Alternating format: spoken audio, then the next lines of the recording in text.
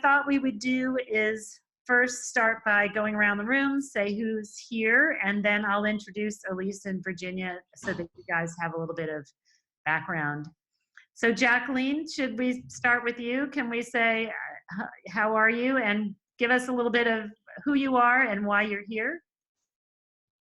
Whoops, we need to unmute. Sure. There you go, good. I just unmuted myself. Good. I use Zoom all the time, so I'm like, I'm very familiar with it. Good. You can help us when we get into trouble. Yeah. Well, I was like trying to move into the other room while Mariana was talking, and I was like, no, I know what's going on. She's driving. Oh yeah, no. So I'm Jacqueline. I live in California, and what was the other? Why are you? How did I come into Covey Club? Yeah, like why am I here? What do you do? What do you do? How did you find Covey? And then what are you? What would you like to get out of tonight from this event? Well, funny you should ask. So actually, I'm what I do is I help business owners who have problems with their technology or who just want to get that sorted out. I help them put that together and create a communication strategy. And the reason why I found out about Covey Club is because one of the people I work with, one of my clients, interviewed Leslie on her podcast, Piloting Your Life. I'm the producer of the podcast. Oh, that's cute. Yeah. Okay. So, and do you have divorce issues or divorce questions? Did you pick up this event in particular for a reason? Yes, I do. I also have a lot of people in the house, so I'm not going to specifically explain that. Okay. You can chat if you want to ask questions and you don't want to say them out loud. Do you see the chat box? Yeah. So you can put them in the chat box and I can ask them. You can either put them to everybody or I'll ask them for you, whatever you want to do. Yeah. I just, I'm like in the open space of the house. And so my kids are home from school. Okay. But you've got your headphones on so they can't hear, right? They can't hear you. They can hear me? Can't. No, they can't. Yeah. Okay, so we can talk privately among ourselves and you can chat with us in the box there if you have questions. How's that? Yeah. Okay. Awesome. So maybe you want to just, while we're going to the next person, you want to just type in a little bit about yourself so we know, what your issues are that you'd like to get covered. You can just in a sentence or two. Does that help? Mm-hmm. Okay. Yeah. Cool. All right. Thank you. Mariana B., can you talk? Sure, I can talk. I can't text. No, do not text. Whatever you do. Where are you? Where are you located and why are you I'm also in Northern California and was a loyal reader of the More magazine for as many years as you had it. And heard about this group actually through the Wolfer group, which has a lot of, and they're saying very nice things about you guys, in case you're interested.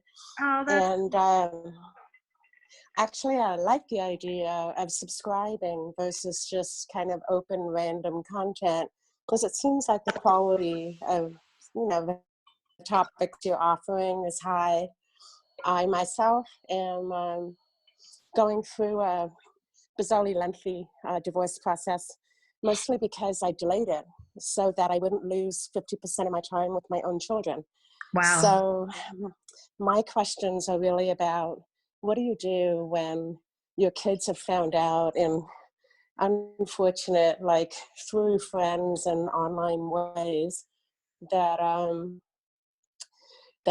this is how their family's ending, and that the dad basically checked out several years ago, but none of those secrets were ever meant to be revealed, but then they were.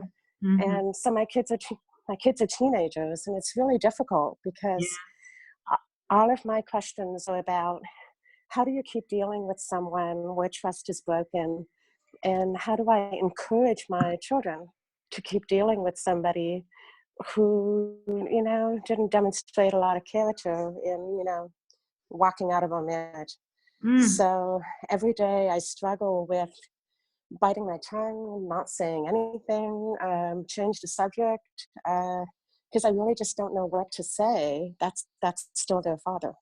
okay, so we'll come back to that. I wrote some of those down, and then feel free to Okay. jump in and Yeah. direct the conversation as you want.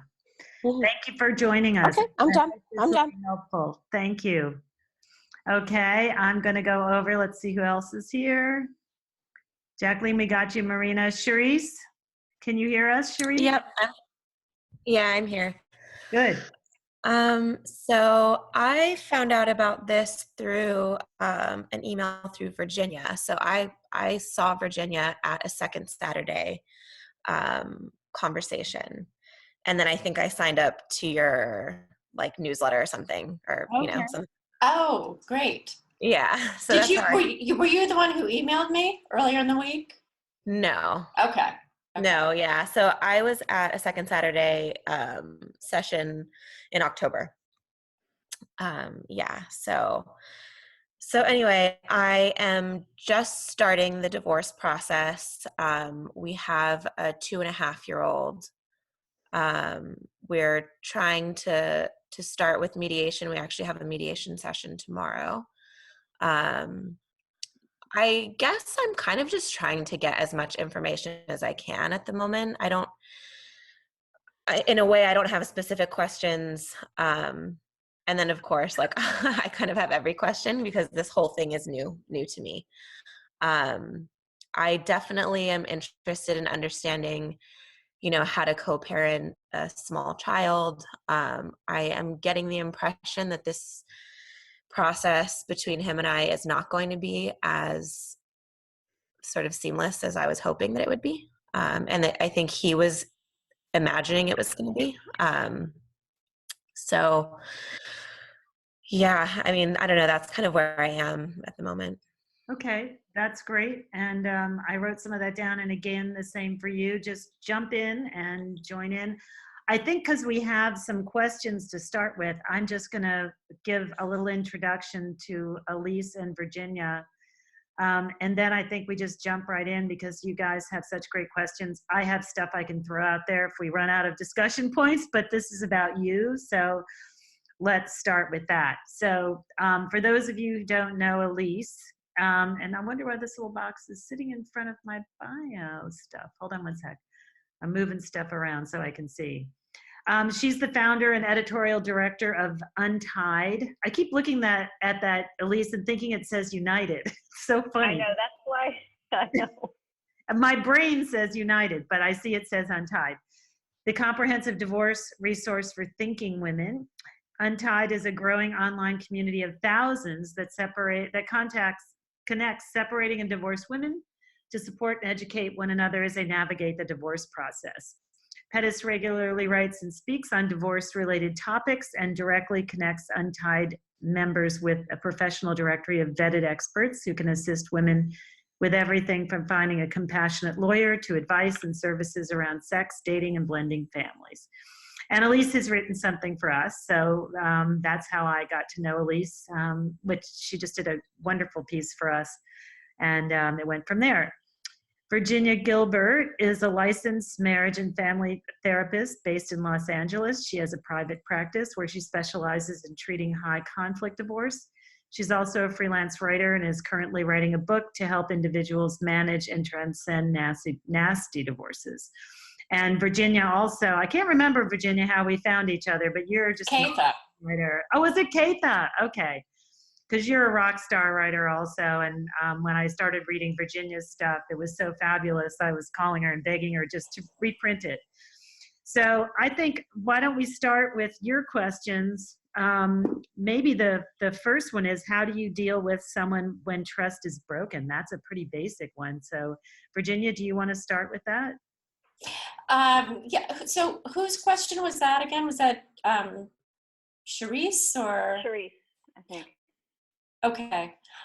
So is the question how to talk to your spouse about the divorce? How to handle co-parenting, how to address your children's questions about what happened?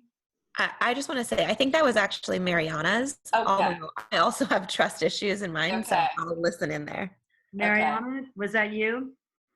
Yeah, that was me. Okay. As my kids are older, they're I don't want to give too much information, but you know, they're older than elementary school, and they they were not supposed to you know, see or hear um information that I wish they had not seen and heard. And it just made it really clear that there was a lengthy affair, that this other married mom with kids who knows people that we know is Oh, the people, you know what I mean? And so it's at this level way beyond just, oh, you know, be polite, stick to email, you know, be civil. It's all the way down to, you know, they just um, they're just kind of wrecked, and they're so unhappy that they're surrounded by kids. I don't know why, but every single family we're friends with is married. Nobody's divorced. mm, Everyone has a happy family, and you know, it really upsets them. It just really upsets them that some of this information got out to them, and that it's kind of like it's there forever. You can't unsee it or unhear it or get away from it. What are the kinds of things they're saying to you, Mariana? You know, they're saying stuff like, you know, why can't we just have a family like everybody else's family? Why did this happen to us? What did they do wrong? What did I do wrong? What did their dad do wrong? Mostly, I think it just falls into a category of, well, you know, why us? And, you know, frankly, sometimes I feel the same way. I'm surrounded by Right. people who look fine. And I'm like, gosh, we put so much into having um, solid and happy vacations and homework and relatives and holidays, and took them to church even when I didn't feel like going to church, and, you know, gymnastics and basketball and, you know, the whole bit. And for what? I mean, it's as if you're left holding nothing. So when they ask you these questions or when you see that they're distraught, what goes on for you? I just feel like, you know, I'm left holding the bag for someone else. I feel like I'm continuing to kind of make him look good and come up with 50 reasons why it ain't so tragic, and we're going to get through this, and we're all going to be, what is it, resourceful, resilient, this, that. But it just feels kind of like, um, it just feels like I'm just saying that because I'm supposed to say it. Have you acknowledged that the situation sucks? That Yeah. it's that you know that it's hard, that it's tough. Yeah, it is. And then they know. I mean, it's not as if I tiptoe around my kids, but I feel this constant kind of disconnect between what I have to do and how we feel. And it's so difficult because it's not the same as saying what you really think, and giving anybody details which they don't need. Right, And yeah, I mean, these are none of the things that a couple of young teenagers need to know. And right. so the whole thing just feels sort of fake, and it doesn't feel like genuine reassurance because I'm apologizing for him over and over. And he has not apologized. He has not apologized in any way, shape, or form. He's like, oh, well, it is what it is. Let's just move on. So did they know there's been an infidelity? Do they understand that? Oh, yeah, long, Okay. long term. Yeah. And it was this other person that let me know. I had no clue. So Okay. just to make it worse, you know, it just makes me feel stupid, and I'm not really sure what to do with that. Not in an existential way, but just in a day to day to day way. When the kids keep saying, "Why is this happening to our family?" Yeah, I mean, I think you want to acknowledge that. I mean, it's great to be a role model for resilience. That's really important. But you also want to acknowledge that it's really hard. and that whatever they're feeling is totally normal. You know, you can also sort of globalize it. You don't have to talk about your ex-husband, but just, you know, sometimes couples, you know, marriages don't work out, you know, and grown-ups try to fix their problems and sometimes they can't. And, you know, maybe you're not seeing this right now with your friends, but there are families that get divorced and they have to learn to navigate it. And we're sort of in a growing period where as a family, trying to figure out how to do that. And we're not going to do it perfectly, but we're going to figure it out together. Well, they've lost friends over this. They've lost friends over this already. Mm-hmm. Is that because those friends have sort of isolated them in some way? Because it sounds like you guys are on the forefront in your particular social group, and I was there as well, and my kids were there as well, and I remember they struggled quite a bit with that. This idea that they were the first in their grade or the first in their friend group to go through it. Very rapidly afterwards, there were plenty others joining. But what I really wished for my kids was that they had other kids to talk to. I mean, I completely want to commend you for taking the high road when you're with them, because that's essential, even if it feels hollow. I think you have to do that. You can't just say, you know, he's an ass and he left and he's whatever. But you can say, you know, you can acknowledge, just as Virginia was saying, the law, which is big. Is there any way to help them find people, whether it's school counselor, whether it's, you know, there's a group called Banana Splits that exists in a lot of schools. And contrary to what you might think, evidently, Banana Splits is a group for kids of, you know, whose parents are divorcing. And they actually managed to make it feel quite good to be in that group, almost aspirational in some situations. So if there's a way that you can help them say all the express all the ugliness and the anger that they're feeling, that doesn't make you feel like you've got to kind of constantly be untrue and kind of like, you know, cut your voice off, because I know how hard it is. It's you know, our community is well off and kind of smug. I mean, that's the word that keeps coming up for me, is kind of smug. I'm pretty sure this probably has happened to other people in a friendship group, but they stayed together because of the money, you know? So I just feel like the likelihood of them finding peer support is, or has been, it's been 3 years, relatively low. I've actually found better church support, which is nice. I find myself wanting to be a big Episcopalian again. I like these people. But I think the thing that I'm trying to keep it short and get back to is, I have a lot of mundane, logistical, day-to-day, week-to-week conversations about your dad's going to drive you home from basketball. We're going to go here together, and then he's going to take you there, and I'm going to take you here. And even those very basic logistics, because I have them 99.3% of the time, they're still so difficult for them. They just don't really want to hang out with him. And I don't want to be the one saying that. I don't want to be the one sending that message. I don't want to be the one owning those feelings for them. And I'm so sick of my someday to be ex not stepping up and saying, hey, you know, I'm the one who screwed up. Let me make this better. Because he just really wants to just kind of like move ahead and pretend none of this happened.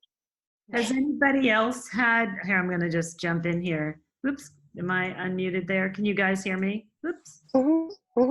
You can hear me? I was just going Yeah. to ask anybody else here who's on the call, do you experience a similar kind of thing? Have you gotten through it? How have you gotten through it? Are you not in that phase yet?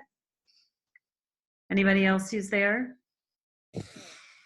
I mean, I can speak. So this is Charisse, and I'm the one with the 2.5-year-old. It's a little bit different for me because while we've explained to our daughter, what's happening, I don't really know how much she understands. She certainly understands that something has changed, and she's reacted to that. I did want to pipe in because I mentioned that I have some sort of trust issues as well. And so our daughter has definitely reacted. I would say in general, she was colicky when she was born. Like, she's just very sensitive. And she needs like a lot of consistency in her life, I think. And so she's reacted, she's been scared. She's not sleeping through the night. She's not sleeping in her crib. She had like some stuff at school, like hitting at daycare. And just in the last week, as we're leading up to mediation, I feel like my ex, I guess, he started saying, I don't notice actually the negative traits that you're talking about with her, I feel like it's to make me, or to make it sound like she's only having those experiences while she's with me. And maybe it's because of my energy or something like that, and I don't know if it's because in the last week we've started talking about finances, and she's with me about 75% of the time. So I don't know if he's thinking now that he'd like to get more time with her so that he has to pay me less.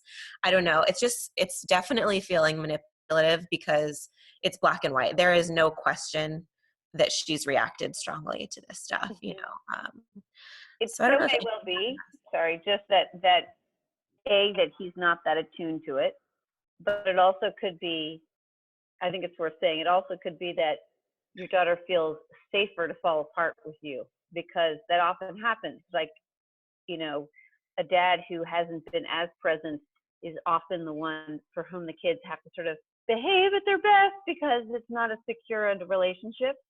So just saying that, I mean, just so you know that even if it were the case that she only acts out with you, that's very likely the reason, like your safe space, your home base kind of thing.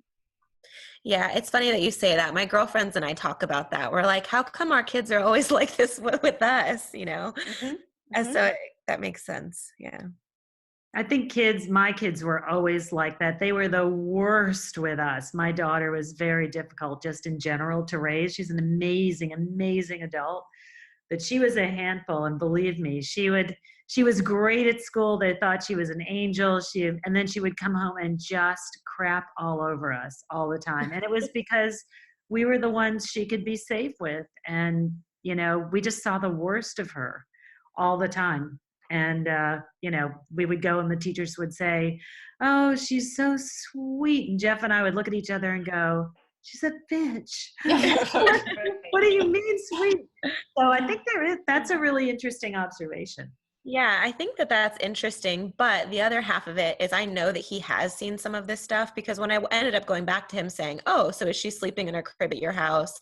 Is she not scared? He was like, oh, well, no, I'm not saying she sleeps in the crib, but I've changed my parenting philosophy. I now decide she can sleep in the bed with me. It's just very manipulative. It's like a lot of lying, So Charisse, what's the underlying concern that you have about this? I think my concern is that, one, that he would try and get more time with her when it's like, I feel absolutely inappropriate at this age. Even though, to be honest, I'm like full-blown sleep deprived. She's a lot of work. It's almost like she's reverted to being like 6 months old, Yeah, that happens. That's very, very common, that there's a regression. That's like one of the most common responses for young kids is to see things that you thought were, you were well past, like potty training or whatever it is, often during this like initial kind of upset to the family goes backwards. It's just very, very common. And that's exactly what's happened. So my point is, it's a ton of work, but I really do believe that she does need consistency for her own health. And living in our house, is important. So yeah, I guess my concern is that he might try and do that for, I guess, what he would see as his benefit.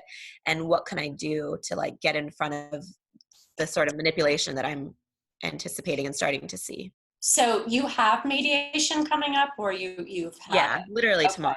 Yeah. Oh, okay.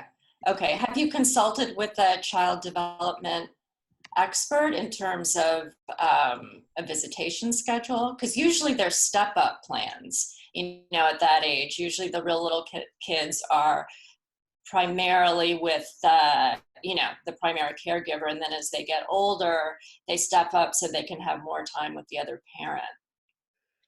No, we haven't done that. But like I said, she's with him about 25% of the time at the moment. So I don't know if that would be appropriate, at this point, but I would think so. I mean, I think the 25% is fine. I just Mm-hmm. don't want him going to 50% at 2.5 years old. Mm-hmm.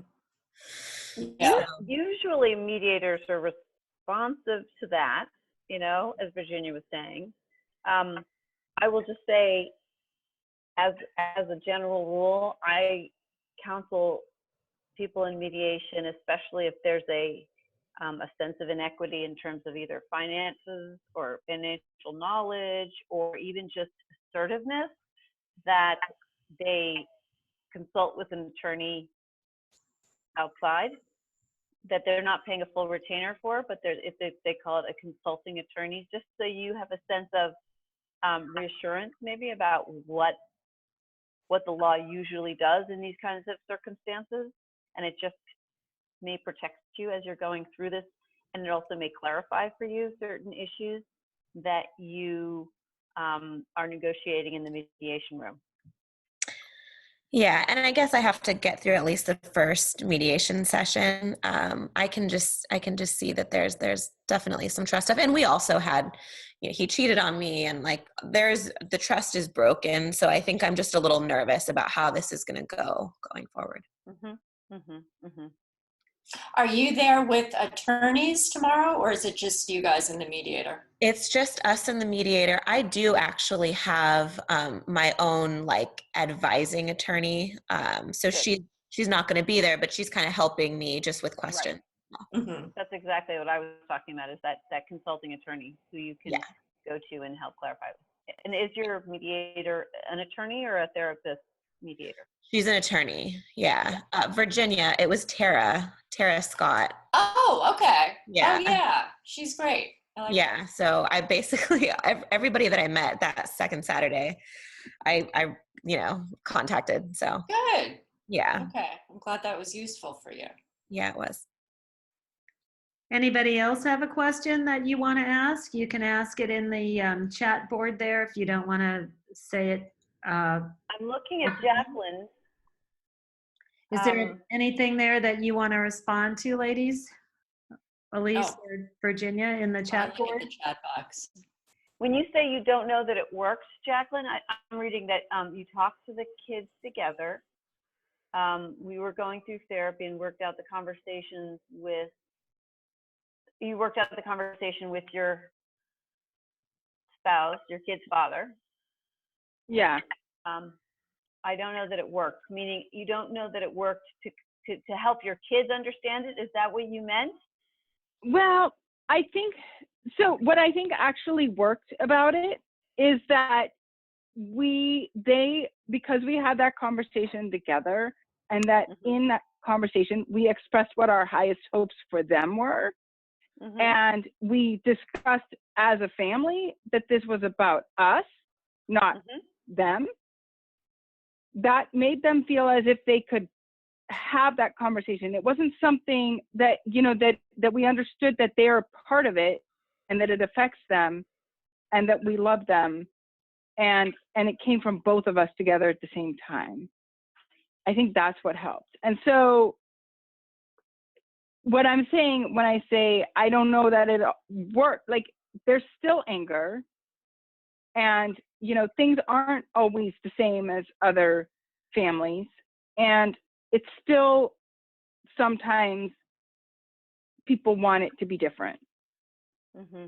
But I think the one thing that is going right is that we opened up the floor for that conversation, and we keep it, we keep it going. We keep the conversation going.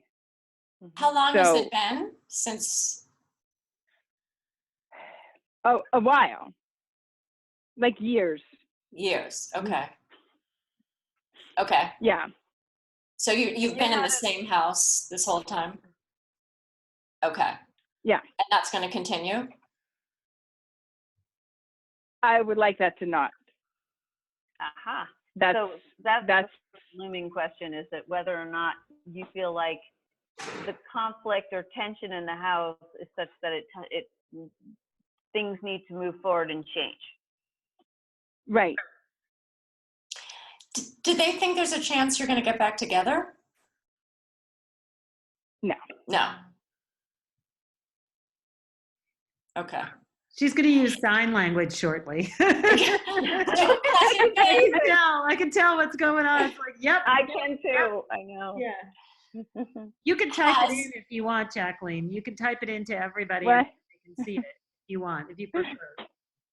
I understand the need for privacy. Is there a concern that you want something to change and you don't want to be the first person to sort of initiate that change?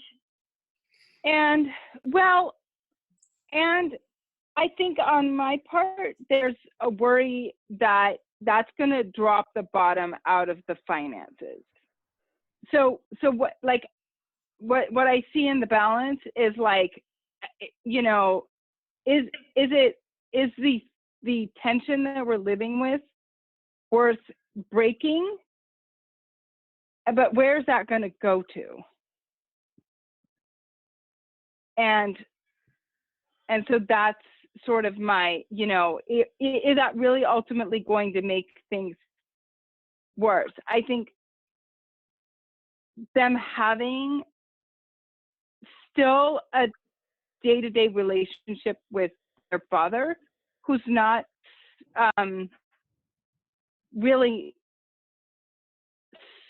super accessible otherwise, I think, that's still a value, but it's like makes me, Crazy. Helene. Yeah. So okay, what Helene's is twice.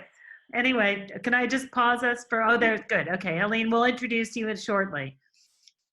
Keep going. Anything else, Elise and Virginia? And then I want to introduce Helene, who just jumped in.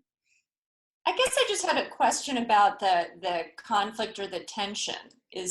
What does that look like in the house? Or is that too difficult to get into? No, I can describe that. I think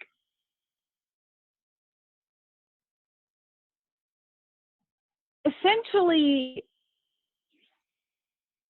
to me,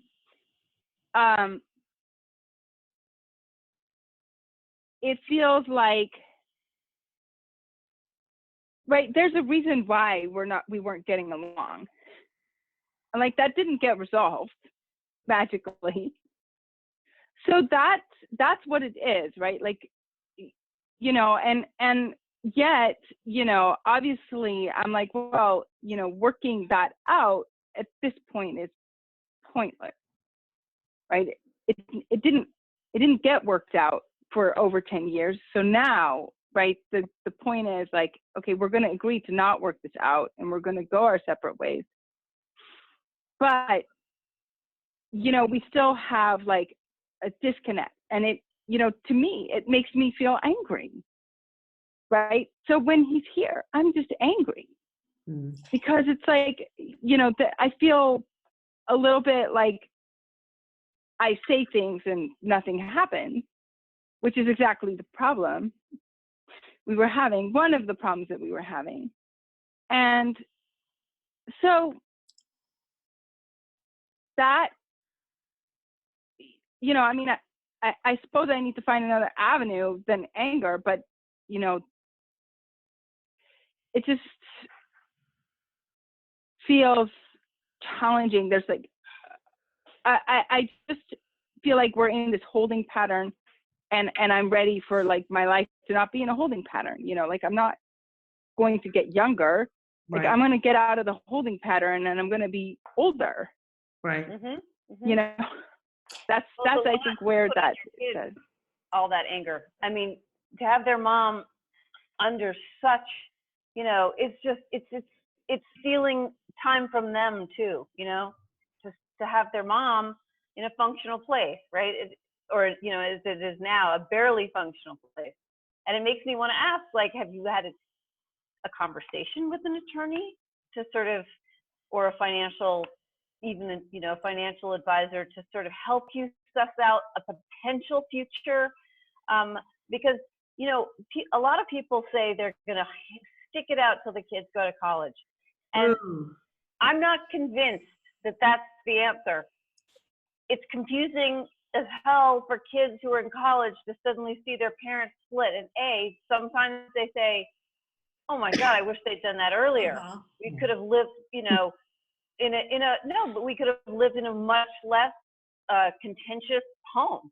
And sometimes they say, oh my God, my entire childhood was fake, was an illusion, like what was real?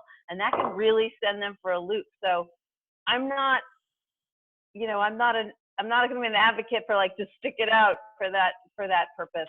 So I wonder if you've. Yeah. I want to bring in Helene. I think as soon as we can there. Can I hold you for a minute, Jacqueline? Would you mind? Just because we're getting to time here. Helene, I just wanted to say hello, and we'll introduce you right after this question, okay? Great, okay. Now go finish that up and then we'll introduce Helene. Yeah, I think that's really a good point, and that talking to a financial advisor at this point is, it would give the clarity, and then at least, you know, I'm making a decision from an educated point. The last time I did that was a long time ago, and then it wasn't clear that, you know, we were going to come out of it financially stable. So I think I need to revisit that, and rather than thinking I've done that, because things have changed. That's a long time. Yes. Yeah. Thank you. Helene, can we unmute you and can you say hello? And we want to introduce you. I'm going to introduce you there. We want to introduce you to the group, and just say where you're from and what question you have, because we're already into it. So I know. I apologize for being late during this conversation. Don't worry. Don't be apologetic. This is what happened. But I live in Westchester, just north of New York City. Oh, okay. You could have come over here. I'm right above the garage. Okay. My office. You're welcome anytime. And I guess if you want to know my status, I'm relatively newly separated after 23 years of marriage and 5 kids, 3 of whom are in college. 5. I know, I still can't believe it when I say that. Okay. 3 are in college, one's a high school senior, and those are 4 boys, and then my daughter is a 9th grader in high school. Wow. And I guess at some point I had a fantasy of waiting till she was off to college before sort of examining the state of my marriage, but the time, you know, that timing was not to be. And you know, so I know this topic is thriving after divorce, and I guess, you know, I feel the sadness hasn't hit me. I feel really relieved. I feel happy to be dating myself. I'm enjoying my freedom. My kids are actually over at their dad's right now, so I have a quiet weekend ahead. And you know, I almost feel like I'm in a honeymoon period, and part of me is waiting for the other shoe to drop. And like, am I in denial about how honky-dory this is? And, you know, when is the bad stuff going to hit me, if ever? I guess I wish there was a crystal ball. And, you know, I don't know if I'm thriving now, but I don't feel like I'm suffering that much either. That's great. Oh. I mean, I think that trust that. I'm sorry, what was that? Trust that? Is that what you said? I was going to say I would trust that and be present with where you're at. And if there is a sense of loss that hits you, as it sometimes does later, it will. I mean, I relate to what you're saying, because I had the same sense of giddy relief for a very long time, and it still kind of shapes my worldview, because it seemed like so obvious that it was the right thing to do. But there definitely are moments where loss and the idea of the family riding off into the sunset may hit you. But again, it may be a very small piece of your particular pie. What do you Yeah, think, I would. Yeah, I would agree with Elise, and I don't think, we hear sort of all this negative stuff about divorce, but there is some positive stuff too. And so you shouldn't have an agenda like make yourself feel bad or anything like that. And I'm just curious. So are you still in the home? Are you still in your family home? Yes, I'm still in the home, and my soon-to-be ex actually bought his own home practically around the corner from us. So logistically, the back and forth for the kids, I mean, they seem pretty resilient. Great. And that's great. it seems to be going well, unless they're keeping it to themselves, but I don't think so. Great. But I guess what Elise says is like, trust it. Part of me, I don't trust myself. I don't trust, that, like, why am I feeling so okay right now? And am I in denial? Are there people telling you should be unhappy? So far the separation with my husband has been pretty amicable. We were always very good co-parents. That's something we agree on. So I think, like, of the few divorced people in my neighborhood, we are having the most amicable separation. And I almost feel like other people don't trust that what I'm telling them is true. It does feel just very different than the divorces of other acquaintances that I've heard about. It sounds like you're having part of me that is waiting for the other shoe to drop, like, oh, maybe this is too easy and then something awful is going to happen.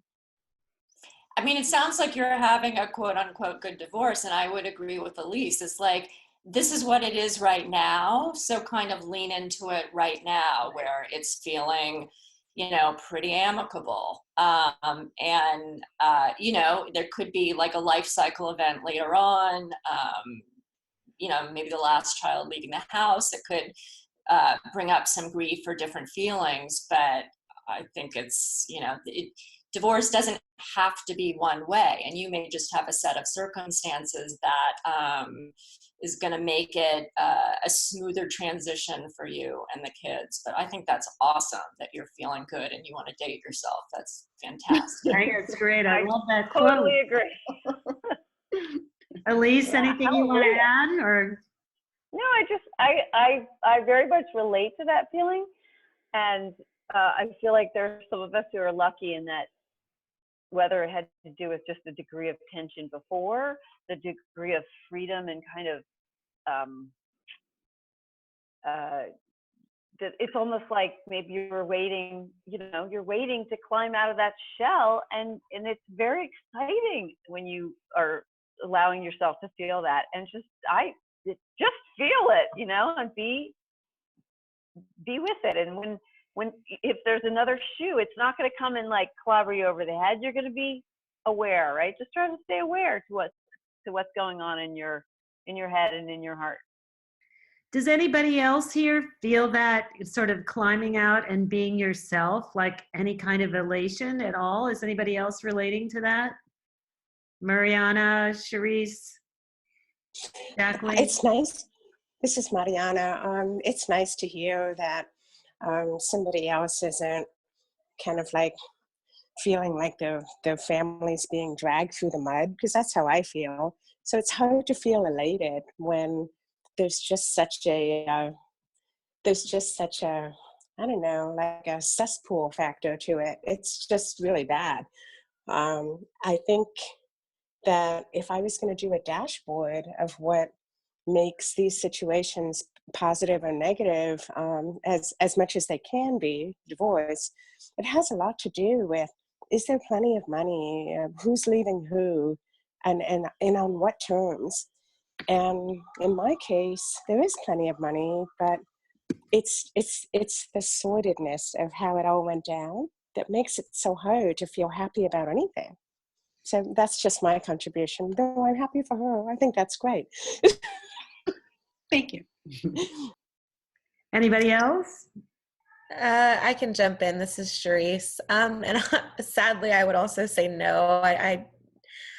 I was married for 4 years. Like I said, we have a young child. Like, I think I'm still very much in this was my fantasy. This was like, my daughter wasn't going to have divorced parents. My parents were divorced. So I think for me, there's just been like a ton of grief.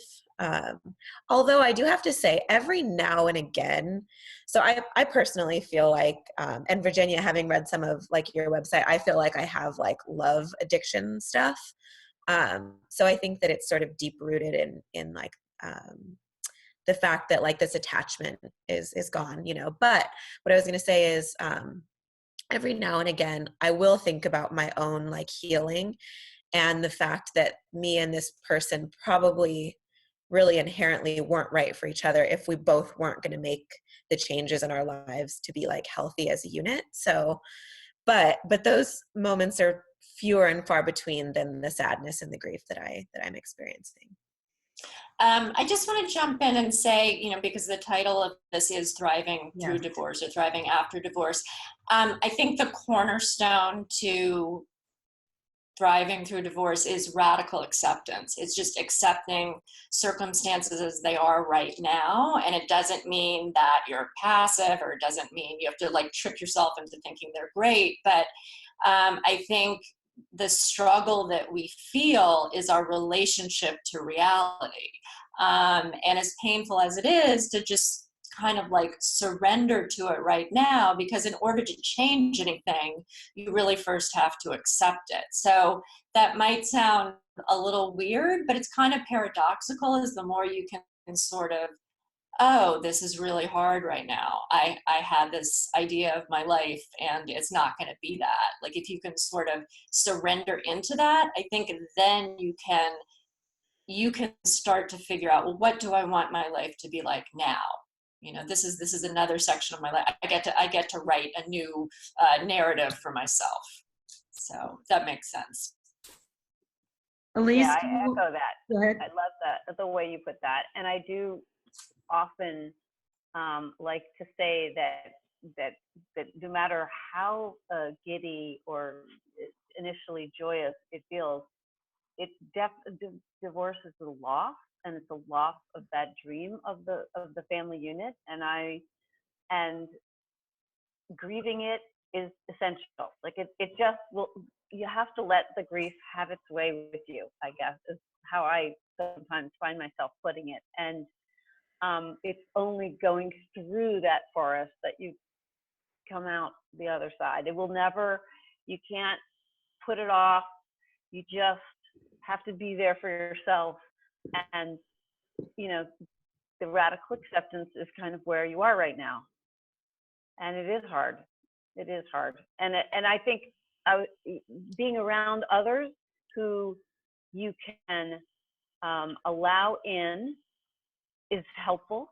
And being around others who don't necessarily feel like they have to solve it, because one of the questions on the that I expected we might touch on is how friends and others can be supportive. Yeah, And let's talk about that. When you're in that place of just grief, you need people who can just be there and bear witness and be there with you. And it can be very hard. Certainly it's very hard when you have a 2-year-old and no one else in the daycare is going through. I mean, very often you're the first in that daycare at that age, when your kids are small. So it can be very, very isolating. But I can't.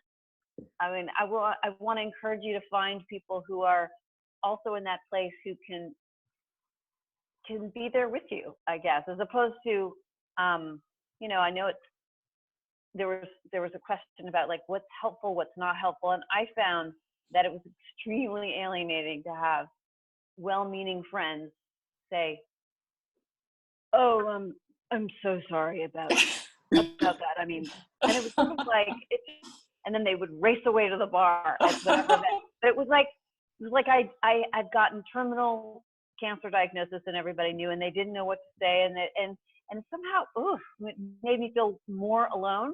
And then there were the other people who said, equally unhelpful, who said, "Oh, I hated that guy." People in my family, I hated him, and that was even more humiliating and awful. Oh, Because I feel like, you can imagine. So what else? So What else would you guys suggest, since we are talking about, and we have 6 more minutes to finish up talking about thriving? What else would you suggest for our intimate crowd here? Are there books they should read? Are there groups they can join? How do you break through the isolation?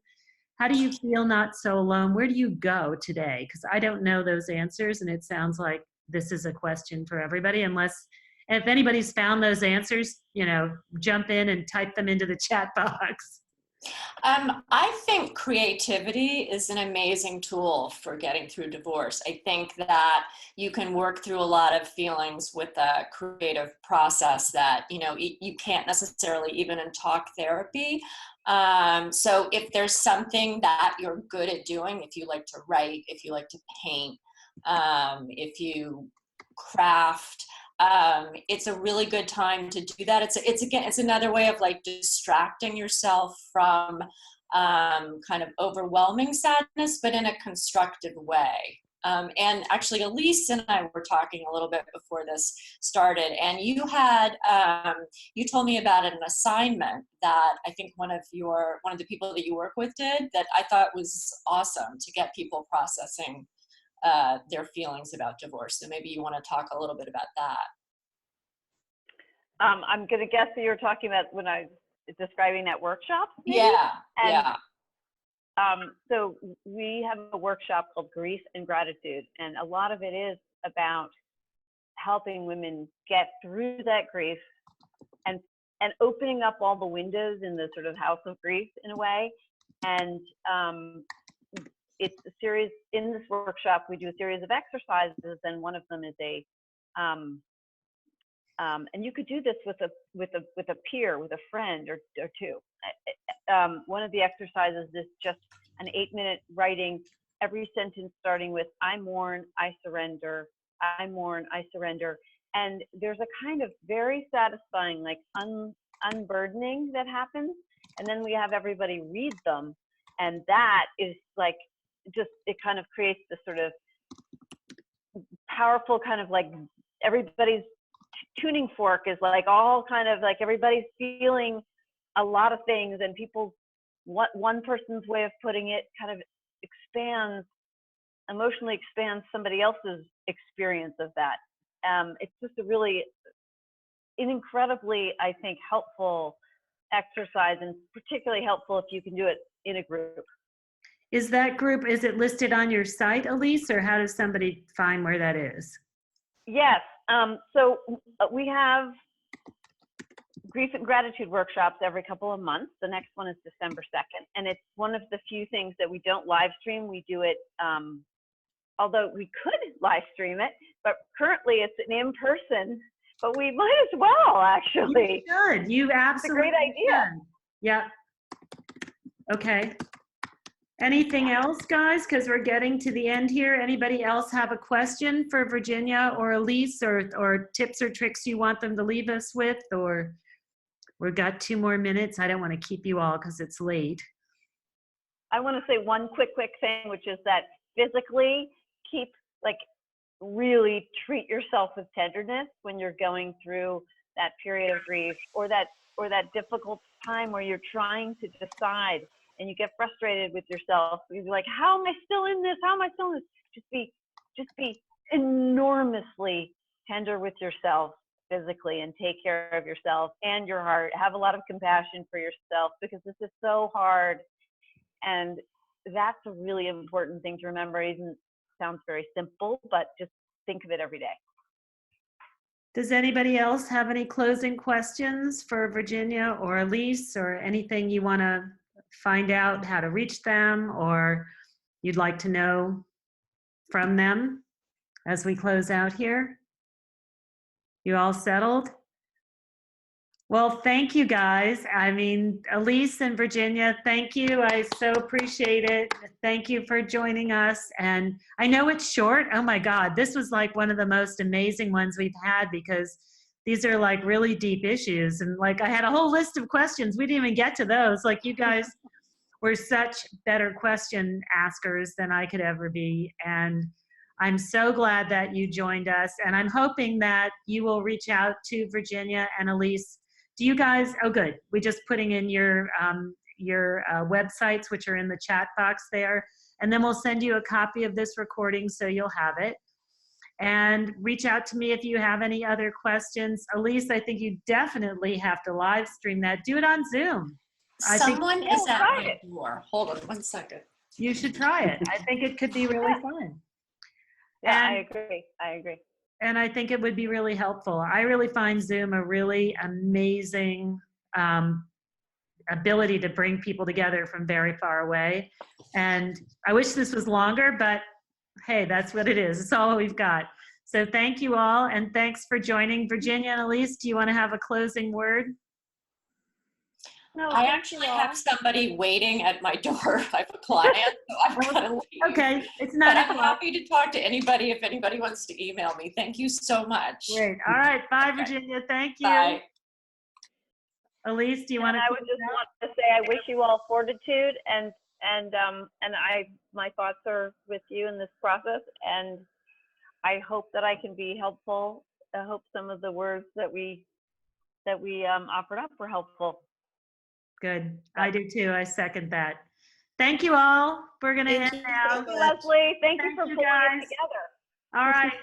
Take care, Thank you. guys. Bye. Bye.